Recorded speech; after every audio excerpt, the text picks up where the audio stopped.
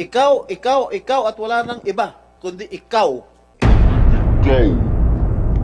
Makatao ba yung ginagawa mo?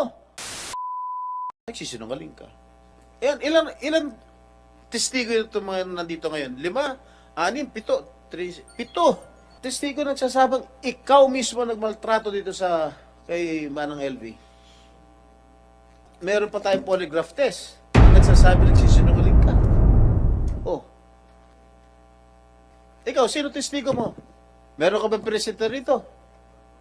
Na testigo? Na magko-corroborate sa'yo sa mga sinasabi mo? Nasasangayon sa mga sinasabi mo? Meron ka ba dinala? Kung meron ka dinala, di sana pinakinggan namin. Oh. Itong mga ito, naglabasa na lang ito dahil naawa kay Aling LV. Hindi naman namin sila inimbita eh. Nagkusang loob sila pumunta rito para magtestigo sa ginagawa mong maltrato rito kay Aling LV. Makatao ba yung ginagawa mo? Hindi na makatao yan. Makahayop na yan. Masawal pa sa hayop yung ginagawa mo. May we ask the gentleman to refrain from and probably just exercise objectivity and cooler heads without offense, Senator Estrada. Alam niyo, Senator Estrada, kasi siya yung gumawa ng kasambahay law. Kaya ayaw niya rin na makita yung nagawang batas na hindi nasusunod at hindi umiiral. Hindi lang yan, Mr. Chair.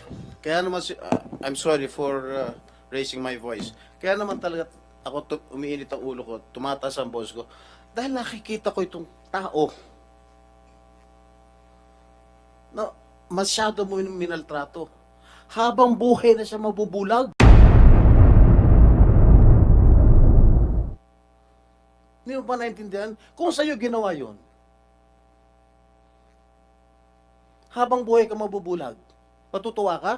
Matutuwa yung mga kapatid mo? Matutuwa yung mga anak mo? Tingnan mo. Tingnan mo yung tsura. Pumasok sa'yo si Aling LV, hindi ganyan yung tsura niya. Ilan taon na kayo, Aling LV? 44 years old lang. Pero tingnan mo yung tsura niya. Parang mas matanda pa sa akin. Parang 70 years old na, 80 years old na sa ginawa ninyo. Sa ginawa mo in particular.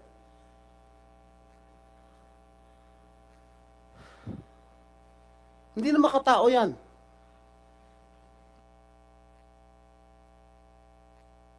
Senator Estrada,